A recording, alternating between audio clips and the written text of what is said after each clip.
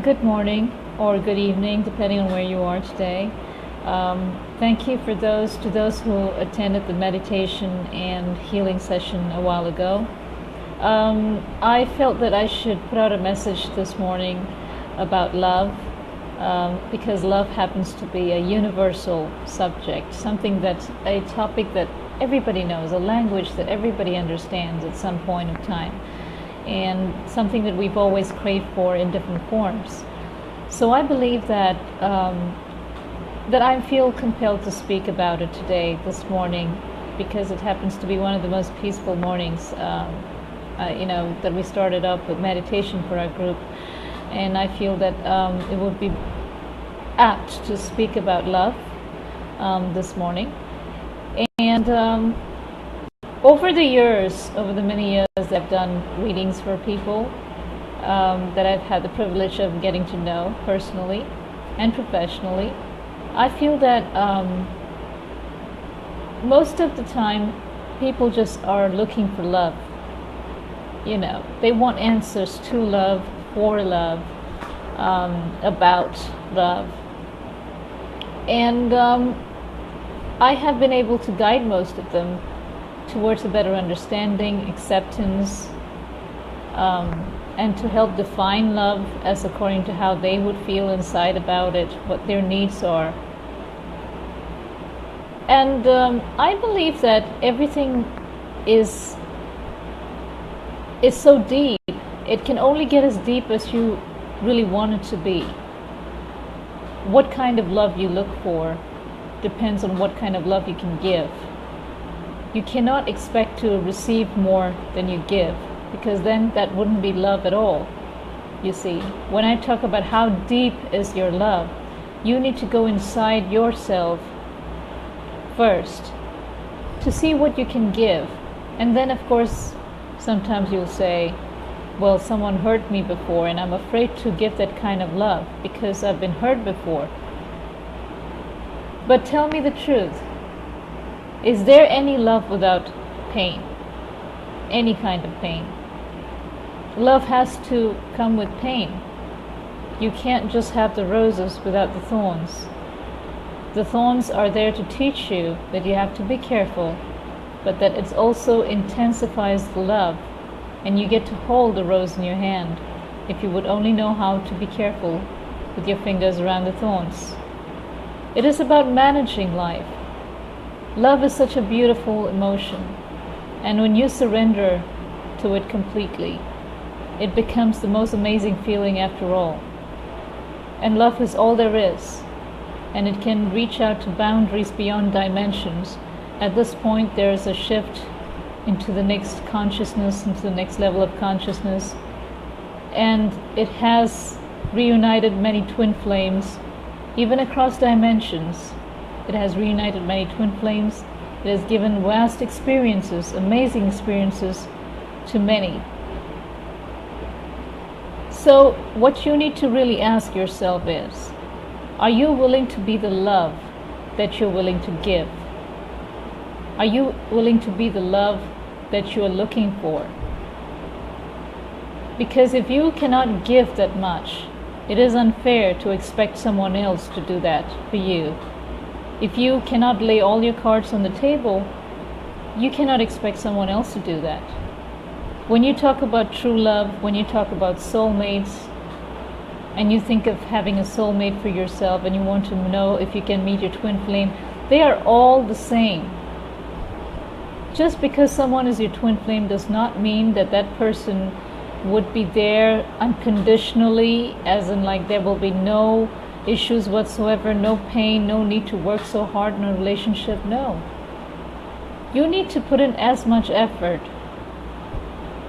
The definition of a twin flame and a soulmate is different. It is not about just the intensity of love and romance and sexual connection, intimacy. It is more than that. It is about divinity. There is a divine purpose behind these relationships.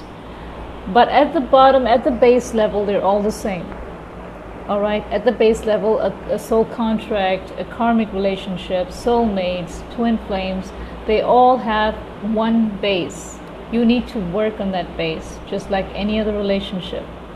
Just because you meet a twin flame, it doesn't mean that, yes, the initial attraction will be there, the chemistry, the energy, the vibrations will be so strong, but at the end of the day, that will pave way for life.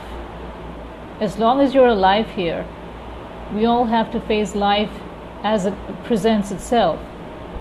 And even with twin flames and soulmates, you will have to go through life. You face ego, you face all kinds of emotions that you would face with anyone else. So it is about understanding the depth of love. How much can you give? How deep can you love? Some of you say, oh, so I've been hurt before, so I'm afraid of letting go. But you know what? You are actually withholding and being unfair to yourself than anyone else. Because each person is different. Put yourself in another person's shoes. Someone who deserves your love. Someone who would do anything for it. How would you know unless you give it? And then there are people who say, I'm going to wait for my twin flame. Is this person my soulmate? Is that person my soulmate? They come around and ask me. And I would say, so what if the person isn't? It isn't about who is a soulmate and who isn't. It is about if this person is good to you. It is about if this person loves you the way that you need to be loved. That is more important than just, looking for soulmates and twin flames in this dimension. You may not be your spouse's twin flame, but that doesn't mean that you deserve any less love than his or her twin flame, right? So this is what you need to remember. The same rule applies for everyone and not just you. Learn to love, release that love wholeheartedly. Because every relationship that teaches you something, or the person that you were involved with something. You never walk away without learning anything from a relationship. There's always something to gain out of every experience in life, and I truly believe in that. The relationships I've had in my life define who I am today. They've made me a stronger person. They've made me understand the many nuances of being in a relationship, how it works, how I should be and how I shouldn't be, how to let go and how not to let go. You learn something from every relationship, every situation, every person you meet.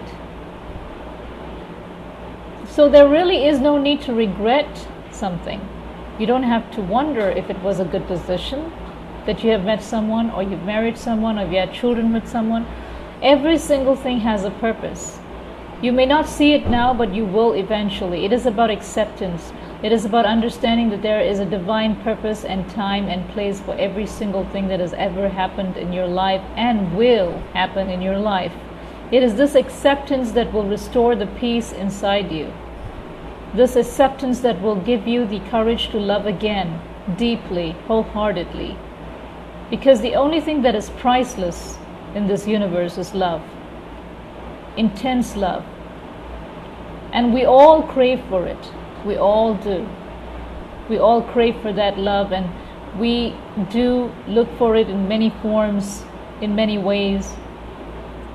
Some people may have millions of dollars, but they still do not have that inner peace that they need, because they cannot use any of that money to buy the love that their heart craves for.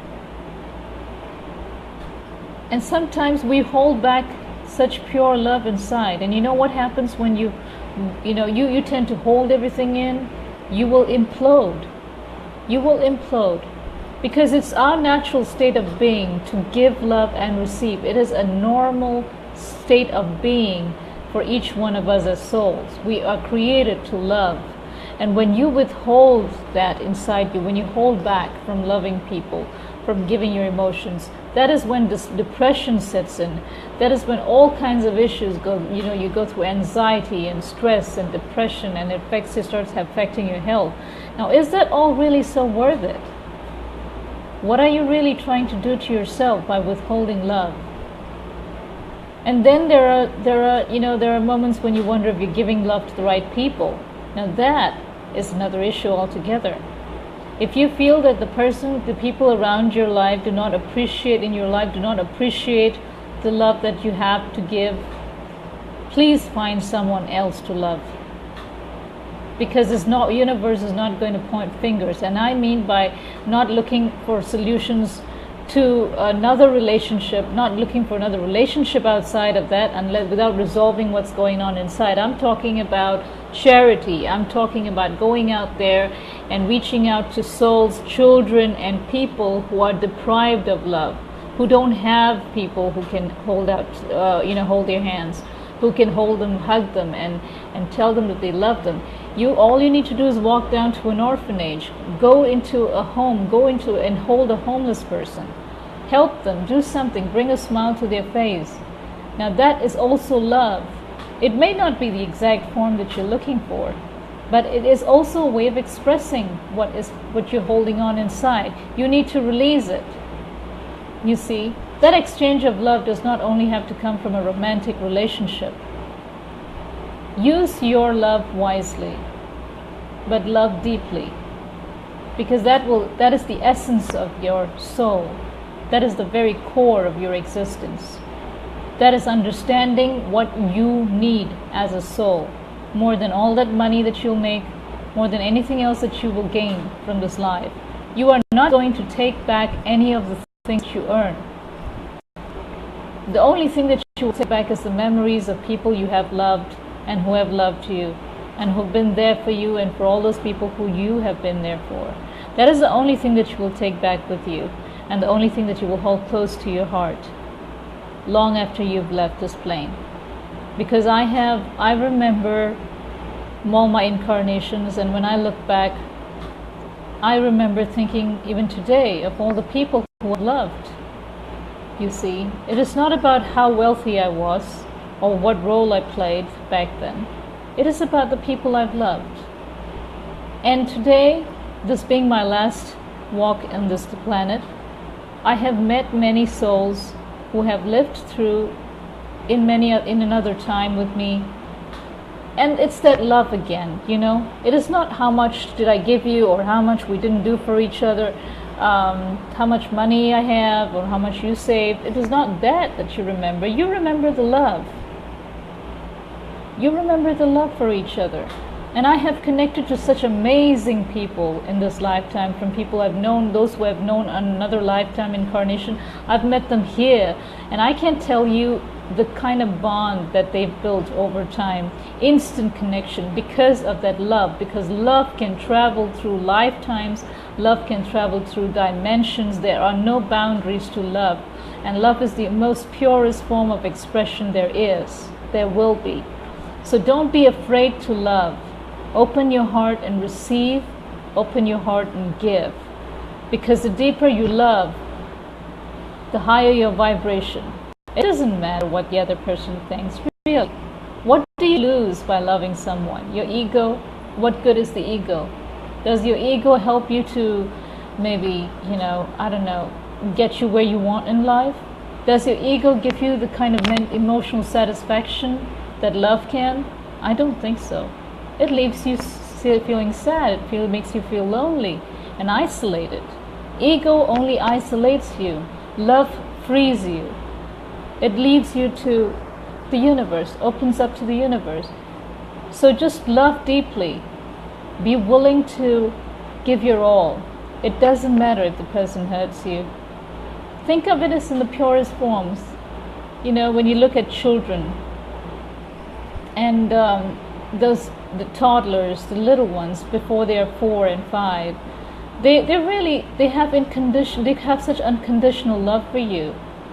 My children, I learn a lot from my children about unconditional love. I learn more from them than they could learn from me about unconditional love. I could have been very busy the whole day, and I see them and I may even lose my temper saying, I don't have the patience to see you screaming in the house right now. I really don't. And they may be sad for a little while. They'll be like, okay, mommy's a little upset with me today. But the next moment, a few moments later, they'll come back and give you a hug. They'll come and kiss you. They'll cling on to you. And that is unconditional love. They don't expect anything in return. They just love you. And if you have pets, you understand that too. When you have a dog, the dog could have been waiting for you from the moment you leave it alone at home to go to work or wherever you're going, and you come back at the end of the day. What would you do? I mean, what would people do? I know that people would get really upset if they come home. They expect you to just give them a lot of attention. They need you to ask them. They expect a lot from you. Like you've been away the whole day. So you want them to ask you how your day has been. You want them to ask you things, make you feel happy that, okay, I'm glad to see you. You expect something. People always expect something. Dogs, they don't. Cats, they don't. They don't expect something by giving you love. It is that unconditional pure love. You gain everything from giving that kind of love. You lose nothing. Whatever you think you're losing, if a person doesn't love you back the way you expect them to, all of that is of the ego. Expecting something in return just because you love someone is not something that really serves the purpose of your existence.